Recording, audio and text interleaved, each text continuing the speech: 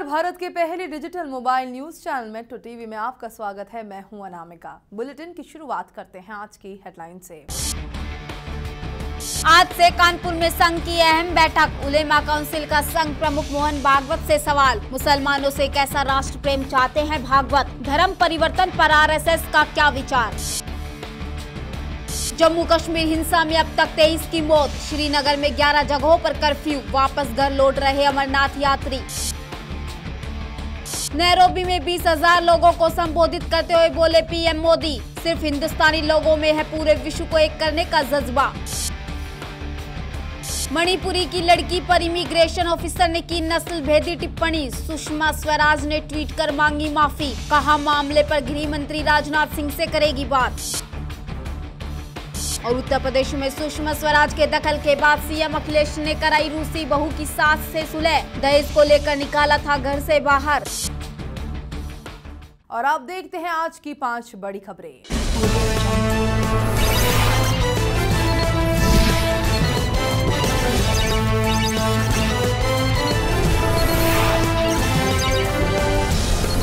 मणिपुर की एक लड़की ने दिल्ली के आईजीआई एयरपोर्ट पर इमिग्रेशन ऑफिसरों की नस्ल भेदी टिप्पणी को लेकर फेसबुक पोस्ट लिखा, जो वायरल हो गया। इसके बाद विदेश मंत्री सुषमा स्वराज ने ट्वीट कर इस मामले पर मोनिका खांगेमबम नाम की इस युवती से माफी मांगी। सुषमा स्वराज ने ट्वीट कर कहा, मोनिका, इसके लिए मैं माफी चाहती हूँ। इमिग्रेशन मेरे पास नहीं है। सुषमा ने ये भी कहा कि वे इस मामले पर गृह मंत्री राजनाथ सिंह से बात करेगी, जिनके पास इमिग्रेशन विभाग है। मोनिका ने फेसबुक पोस्ट के जरिए बताया कि उनके साथ ये घटना शनिवार को आईजीआई एयरपोर्ट के T3 टर्मिनल पर हुई। बतौर मोनिका जब वे इमिग्रेशन डेस्क पर पहुंची तो उनसे इमिग्रेशन ऑफिसर ने पूछा, पक्का इंडियन हो? मोनिका ने जब अधिकारी से ये कहा कि वो लेट हो रही है तो उन्हें जाने दिया जाए, तो इस पर अफसर ने कहा कि एयरक्राफ्ट आपको छोड़कर नहीं जा रहा, आराम से जवाब दीजिए।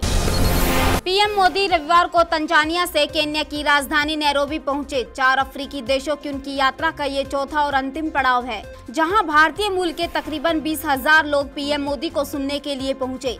रंगारंग कार्यक्रमों के बाद उन्होंने अपने भाषण में कहा कि सदियों पहले हमारे पूर्वज यहाँ मजदूर के रूप में आए थे, लेकिन आज यहाँ मिनी हिंदुस्तान दिखता है। पीएम मोदी ने कहा, मैं पिछले 4 दिनों से अफ्रीका की यात्रा कर रहा हूँ। मोजाम्बिक, साउथ अफ्रीका, तंजानिया और अब यहाँ आया। आपसे पुराना परिचय रहा है, पर आज जो मैं नजारा देख रहा हूँ वो अद्भुत है। उन्होंने कहा कि आज का दृश्य देखकर लगता नहीं कि हम भारत से बाहर अफ्रीका की धरती पर हैं। आरएसएस के प्रांत प्रचारकों की सालाना बैठक इस बार कानपुर में हो रही है। चुनाव से पहले हो रही इस बैठक को संघ के लिहाज से काफी महत्वपूर्ण माना जा रहा है। पिछले 2 सालों से संघ में छुट्टी पर चल रहे सरकार्यवाह सुरेश सोनी का वनवास खत्म होगा। वो फिर से अहम भूमिका निभाएंगे। गौरतलब है कि 2014 में आम चुनाव के परिणाम तक सुरेश सोनी संघ के सबसे सक्रिय अधिकारी थे, लेकिन मोदी सरकार बनने के बाद उन्होंने संघ से तो छुट्टी ले ली, लेकिन सह कार्यवाह के पद पर बने रहे। अब जब यूपी चुनाव सामने है, संघ एक बार फिर सुरेश सोनी का वनवास खत्म कर उन्हें महत्वपूर्ण जिम्मेदारी सौंप सकता है, यानी सुरेश सोनी एक बार फिर अपनी सक्रियता दिखा सकते हैं। इस बीच संघ के प्रचारक बैठक में शामिल होने आए आरएसएस प्रमुख मोहन भागवत से ऑल इंडिया सुन्नी उलेमा काउंसिल ने मिलने का समय मांगा है। हिजबुल मुजाहिदीन के कमांडर बुरहान वानी के मारे जाने के बाद कश्मीर घाटी में पैदा हुई तनावपूर्ण स्थिति अभी भी बनी हुई है। विरोध प्रदर्शन के दौरान भड़की हिंसा में एक पुलिसकर्मी समेत 6 और लोग मारे गए। मरने वालों की संख्या 21 हो गई है, जबकि 200 से अधिक लोग घायल हुए, जिसमें 96 सुरक्षा कर्मी हैं। घाटी में कर्फ्यू जैसी पाबंदी लागू है और मोबाइल इंटरनेट सेवा स्थगित है। रविवार को केंद्रीय गृह मंत्री ने राज्य के हालातों पर उच्च स्तरीय बैठक बुलाई। बैठक में गृह सचिव, संयुक्त सचिव, आईबी चीफ और गृह मंत्रालय के वरिष्ठ अधिकारी इस बैठक में शामिल हुए।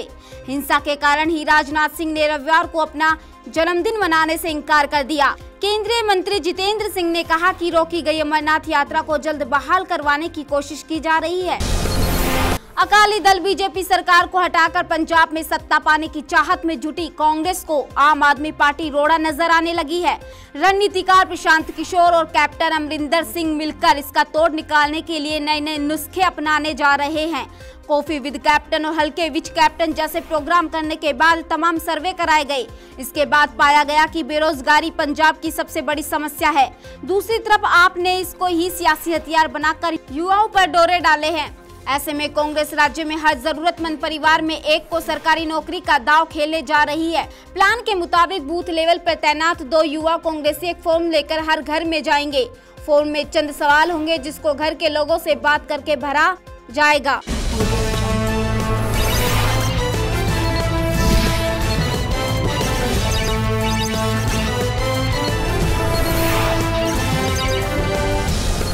अब फटाफट नजर डालते हैं कुछ और बड़ी खबरों पर।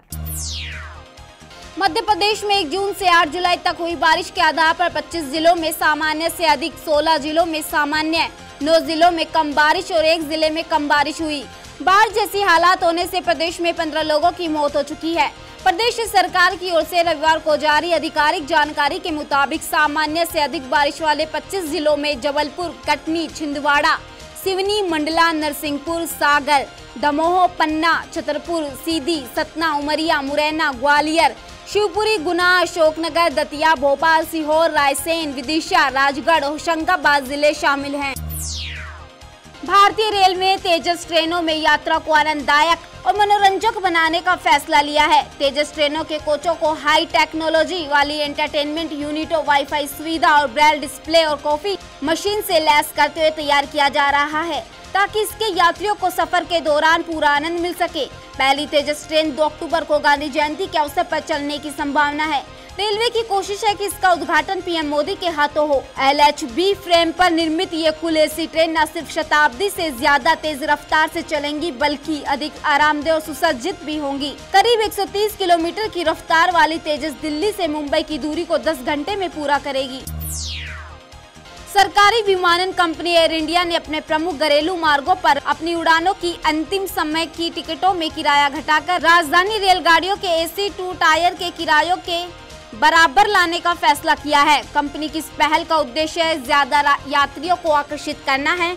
एयर इंडिया के चेयरमैन प्रबंधक निदेशक अश्वनी लोहानी ने कहा कि इसका उद्देश्य आखिरी बची सीटों को भरने के साथ साथ उपभोक्ताओं को आखिरी क्षणों में आसमान छूते किरायों की समस्या से बचाना है। दिल्ली मुंबई राजधानी एक्सप्रेस में AC 2 का किराया 2,870 रुपए जबकि दिल्ली चेन्नई का किराया 3,905 रुपए है। इसी तरह दिल्ली से कोलकाता और दिल्ली से बेंगलुरु राजधानी का किराया क्रमशः 2,890 रुपए और 4,095 रुपए है। लोहानी ने कहा कि इस समय एयर इंडिया की घरेलू उड़ानों में 74% सीटें भरी रहती है। प्रमुख मार्गों पर यह आंकड़ा लगभग 80% तक रहता है।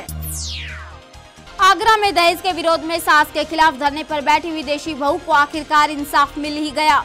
रूस की रहने वाली ओल्गा अपने मासूम बेटे के साथ ससुराल की चौखट पर धरने पर बैठी थी। उसने सास और ससुराल जनों पर 10 लाख रुपए दहेज मांगने का आरोप लगाया है। मामले में विदेश मंत्री सुषमा स्वराज ने संज्ञान लिया है। सुषमा ने ट्वीट कर यूपी के CM अखिलेश यादव से मदद करने को कहा।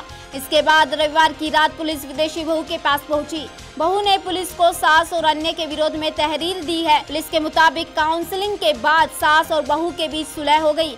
रूस की ओल्गा एफीमेंको की शादी साल 2011 में विक्रांत चंदेल से हुई थी। उसके मुताबिक शादी के बाद वो आगरा आई और बाद में गोवा चली गई। जब 1 महीने के बाद गोवा से ससुराल लौटी तो उन्हें पति समेत घर से बाहर कर दिया गया। दिल्ली के एम्स के स्वर्णिम नाम के मेडिकल छात्र की संदिग्ध परिस्थिति में मौत हो गई। पुलिस को मौके से इंजेक्शन मिला है जो छात्र के दाएं हाथ में लगा था। लाश को पोस्टमार्टम के लिए भेजा गया है। पुलिस मामले की जांच में जुटी है। पुलिस के मुताबिक स्वर्णिम ने 10 दिन पहले ही एम्स में MD की पढ़ाई के लिए अपना रजिस्ट्रेशन कराया था।